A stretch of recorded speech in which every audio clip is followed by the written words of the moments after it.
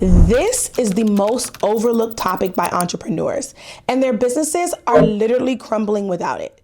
In this video, I'm going to share what this mystery strategy is, and I'm going to tell you exactly how you can implement it. Look, without this, your business will fail. And I'm not talking about having a good product, great customer service, or even a great marketing strategy. I'm talking about something that 90% of entrepreneurs ignore. And it's the reason why less than half make it past 5 years, and the reason why even fewer than that make it to 6 figures, and little to none make it to the $1 million mark. What am I talking about? Brand strategy. And before you go rolling your eyes saying that I already got a logo, I already picked my colors, that's exactly the problem. See, what you have is not a brand. What you have are pretty visuals with no strategy behind them. And I'm getting ready to tell you the truth, like really teach you this stuff. But before I get all into the meat and potatoes of this video, I need to know if you are serious about building a solid brand and having a solid brand strategy. So if you are locked in and ready for all of the gems that I have to share, comment "teach me" in all caps to let me and the YouTube algorithm know that you want me to keep videos like these coming. Now look, I've been in this brand development game for over 5 years. I've helped hundreds, possibly thousands of entrepreneurs build profitable brands, and I've seen the same pattern over and over and over again. The businesses that thrive, they have a brand strategy. Those that struggle and eventually fail, they're just winging it with no real plan.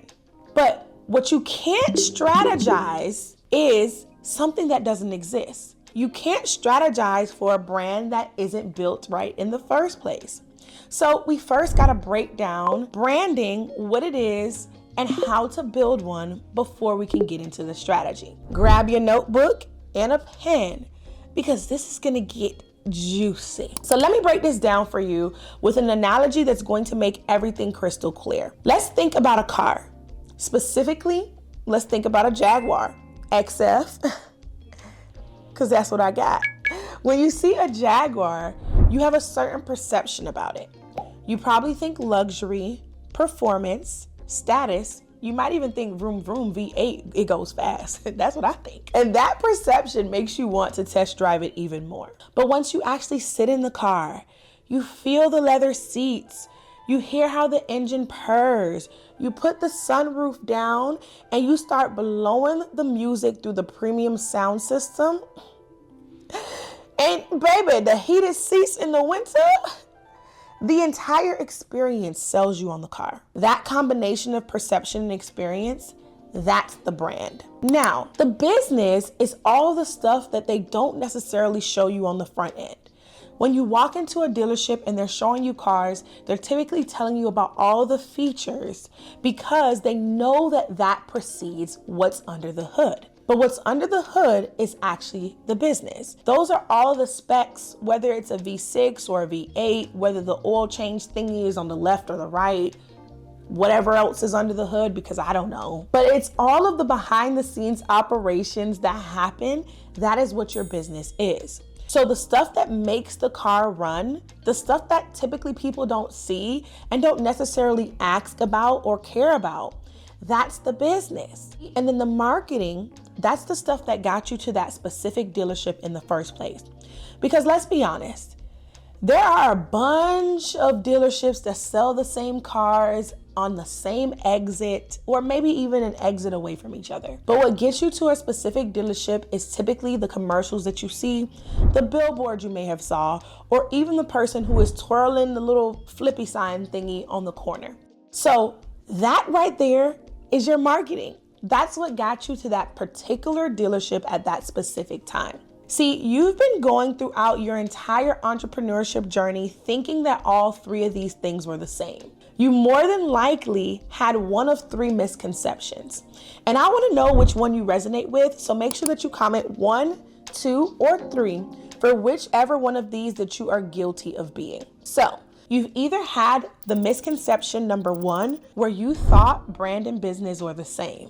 They use these terms interchangeably, honestly, and they're completely different. Or you've had misconception number 2, where you thought branding and marketing were the same. And again, completely different functions.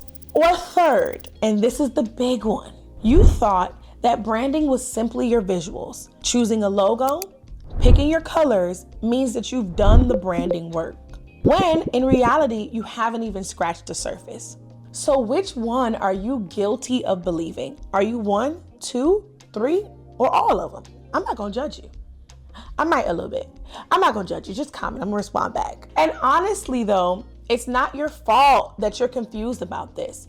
See, this is how the world has made you think up until now, because I'm about to put you on game. Because when I was coming up, branding honestly wasn't even a degree at the University of Florida. The closest thing that I got to branding was graphic design classes, advertising classes, and that whole jazz, which honestly is where the whole visual misconception comes from in the first place. What I had to do is I had to piece together my brand expertise through my PR degree, psychological classes, advertising classes, and classes where I learned about consumer behavior and product placement. I had to figure out where branding started and where it ended so that I can understand what it truly was about. And that allowed me to see that it's about understanding your ideal customers and providing the best experience holistically for them, not just picking colors. Even in my early corporate jobs, honestly, they had titles like marketing coordinator or social media coordinator for me. None of the titles actually had brand in it, even though I was actually doing brand work. Nowadays, you may see a title for a brand specialist or for a brand director, which is honestly so good. So now more than ever, you need to lock in and get serious about building and strategizing for your brand. So if you take nothing else from this video, here's what I want you to understand. Your brand is the heartbeat of your business. And while a brand can survive without being a business can't survive without having a brand. Your brand is what sells the product. Your business is what helps you operate. Your team, your processes, your tools, your systems. And while pricing strategy can go both ways between business and brand, it's ultimately a brand decision. See, I was on a podcast recently and I was talking about this exact issue. I explained what happens when entrepreneurs skip brand strategy and they fall into this trap called flea market pricing and marketing. I'm gonna play the clip for you because it perfectly illustrates the problem, and let me know what you think. What I find with product-based entrepreneurs that I would say maybe many service-based providers understand, but product-based entrepreneurs don't, is that your brand is so impactful and it really does matter. And so what happens in the product-based space and why I focus on them is because they get caught up in what I call flea market marketing and sales. That doesn't do much for your business. So I used to go to the flea market with my heavenly bestie. That's my grandma. She used to go there all the time with her little foldable cart. Literally, you will have 10 people back to back selling the same exact thing. And the way that they get your attention is they try to go cheaper than the next person. So they'll hop out and they'll be like, I got 5 for 10. Oh, well, I'll give you 7 for 10. Or, I'll give you 7 for 9. And so I think that product-based entrepreneurs, I don't know where they got the habit from, but they got the habit and it's a bad habit. I don't know. Yeah. If you want to be luxury, you have to price accordingly and then have a brand experience that supports that. But in the product space, again, they'll use the word luxury, but then want to be the cheapest. I'm the most affordable luxury out there. All the time, that doesn't make sense to me. See what I mean? When you don't have a brand strategy, you end up on a race to the bottom, competing on price instead of value. You're selling yourself as the cheap option when you could be positioning yourself as the premium choice. Now, if you're sitting here thinking, okay, Chanel, I get it, but how in the world do I start to actually build one? Well, that's exactly what I teach you inside of my 6-figure brand masterclass. For only $27, you get a strategic masterclass for the person who is ready to finally attract, grow, and sell. I teach you my proven brand building block system. And it's over 2 hours of proven brand strategy that helps people stop scrolling, trust you, and pull out their wallets. This is exactly how I was able to build brands that are on autopilot and built my multi-six-figure brand empire. Now, you get the full masterclass, but I also threw in some goodies for you as well. You get my 6-figure brand implementation guide, plus you get my audience clarity framework and my buyer psychology breakdown, so that way you know exactly who you're talking to and what to say to them at each specific moment. I'm gonna link it in the description, but you can also head to yoursixfigurebrand.com so that you can get started with building your 6-figure brand empire. Now, the thing is, and why I wanted to bring up that masterclass, is because what I'm about to teach you about brand strategy only works if you have the foundation first. And that is where the masterclass comes in. Now, your target audience is going to be the first layer, period, when it comes to building a profitable brand. And if you don't have that locked in, this strategy is not going to save you. So grab the masterclass and then come back with your notebook in hand and get ready to go deep into brand strategy. So we're gonna do this step by step. But before we dive into strategy, I need to get something off of my chest, because the person watching this video needs to be serious about building a lasting, impactful brand. I'm not talking about some get-rich-quick scheme that's here today and gone tomorrow.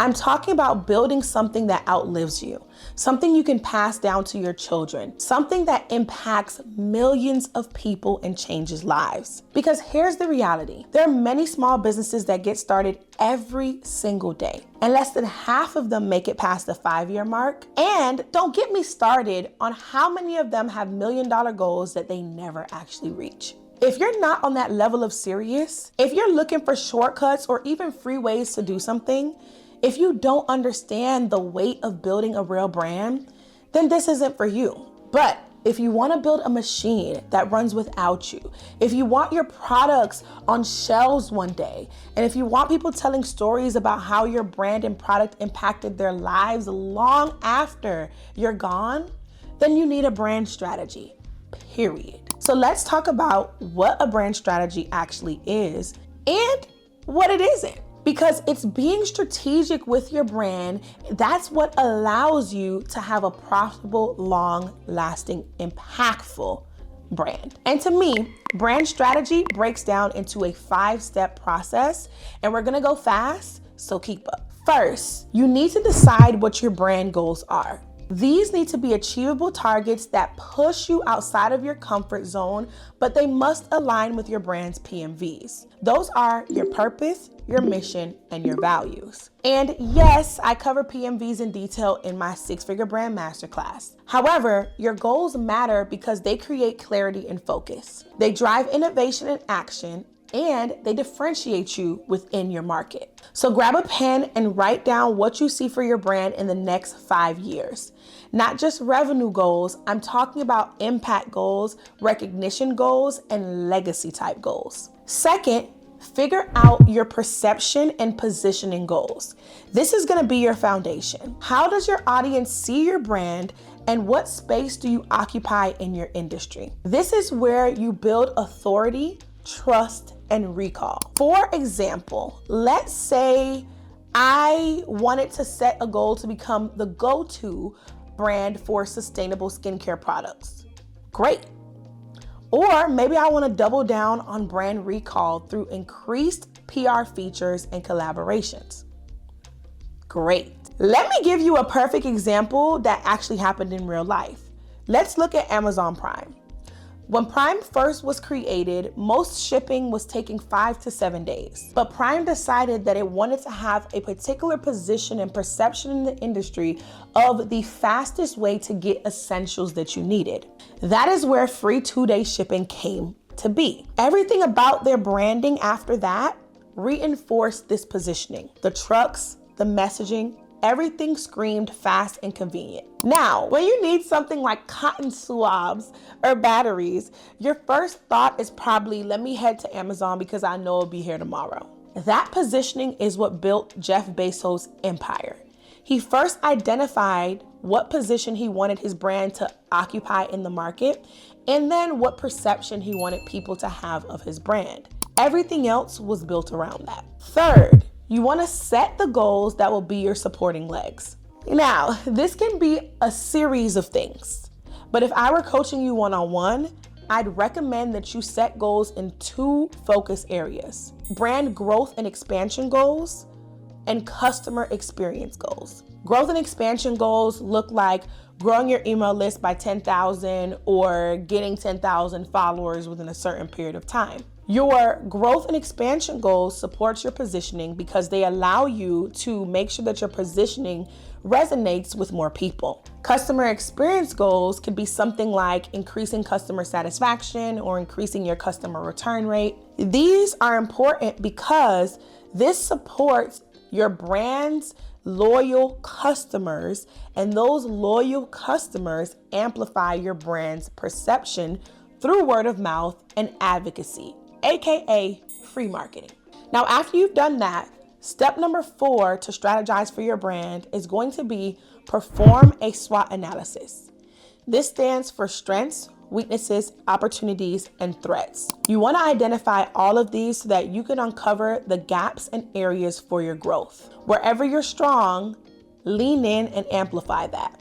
Wherever you're weak, you either need to strengthen it or use it to your advantage by leaning on your strengths to outweigh those weaknesses. Now, if we go back to the Amazon example, one of my biggest pet peeves, one of the things that grinds my gears about Amazon is that sometimes you see a picture of a product and when you get it, the dimensions are all wrong. I'm talking about dollhouse size, okay? Or sometimes it's a completely different texture or color than what the picture illustrated it to be. That's a huge downside, meaning that's a huge weakness for Amazon. And instead of trying to control every single seller because they have hundreds of thousands, they leaned on their strength, which is great customer service. I honestly think it's incredible customer service because if you need to return something, they make it super easy. They even get you to say like, girl, keep the item. I'm gonna just send you another one. And then what's really good is that they're available 24/7. Phone, chat, email. Literally, I haven't met a brand that levels up to their level of customer service. They take your problem and they solve it almost immediately. They turned a weakness into a competitive advantage. Now, this is going to be the most crucial step. This step is where you bridge the gap, and that is why step number 5 has 2 parts. But I'm going to try to condense it for you as much as I can. So, for the 5th step, what you want to do is look at your vision from steps 1, 2, and 3, and then look at your SWOT analysis from step number 4. Ask yourself, if this is where I am right now, and this is where I want to be in 5 years, what do I need to do to bridge the gap?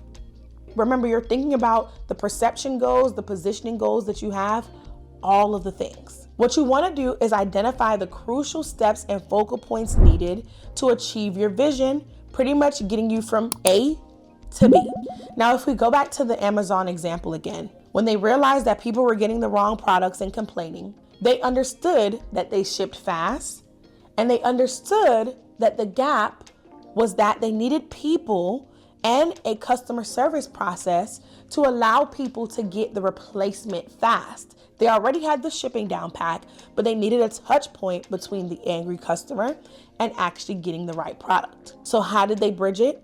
They decided to build an incredible customer service department that's available 24/7. They made returns effortless, and they even created a process where they can send your replacements super quickly, and you can get your return processed as an Amazon credit to make it easy for you to order again.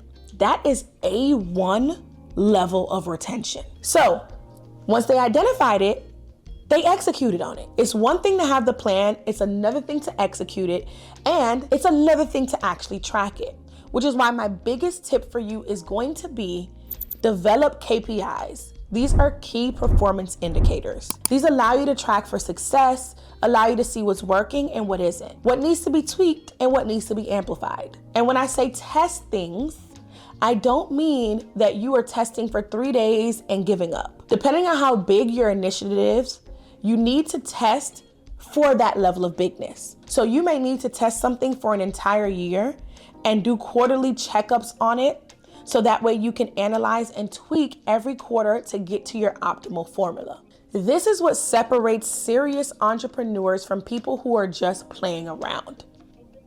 I repeat, this is what separates serious entrepreneurs from people who are just playing around. Now, here's what makes all of this work together. When you pair what I just taught you about brand strategy with the foundational brand building that I teach you inside of the 6-Figure Brand Masterclass, that's where the magic happens. You can't build a strategy on a weak foundation. You need your target audience locked in, your brand messaging locked in, your value proposition crystal clear, all the things that I cover inside of my masterclass. So here's what I want you to do right now. Don't just consume what I told you, actually apply it. So I want you to write down your 5-year brand vision and be super specific. Then define how you want to be perceived and positioned in your industry. Third, set at least one growth goal and one customer experience goal for your brand that you want to hit within the next 90 days. Fourth, do an honest analysis. Complete a SWOT and figure out what you're great at and what needs work. Number 5, I need you to identify the top 3 things that you're going to do to bridge the gap between where your brand is and where you want it to be. The ball is literally in your court. Are you actually going to do the work, or are you going to keep winging it and hoping for the best? Because I can tell you right now that entrepreneurs who take brand strategy seriously, those are the ones building $1 million businesses. The ones who skip it are the ones who are struggling and never reach 6 figures. Now, if you watch this entire video and you're still debating on whether or not you need the 6-Figure Brand Masterclass, I'm gonna help you out a little bit. I'm gonna give you my free brand blueprint where I go through the 7 brand building hacks that I use to hit my first 6 figures. And it'll give you a dose of what it's like to learn from me, because I am gonna show you what strategic brand building looks like so that you can decide whether or not you are ready to go deeper. So I'm gonna leave that in the description as well. You could grab that along with the masterclass link. But let me be clear about something. If you're the type of person who downloads free resources and never implements them, if you join programs and never show up, or if you're the type that tries something for a couple of weeks and gives up, save yourself the time. I'm only interested in working with people who understand that building a brand takes commitment, strategy, and disciplined action. And because you watched this entire video, I believe that's you. So comment below the words "lock in" so I can know that you made it to the entire video and you are a true hustle babe. Now, don't forget, your business will fail without a brand strategy. It's not a threat, it's a fact. But with the right strategy, the right foundation, and the right commitment, you can build something that doesn't just survive, but thrives for decades. And while you're here, check out this video somewhere on the screen so that you can learn how brand strategy works on social media. It's time for you to stop leaving your success to chance and start building strategically. Your future self and your future customers are counting on you. Follow me on Instagram @TheBrandHustler, and I'm gonna see you in the next video. Bye, Hustle Babe. Peace.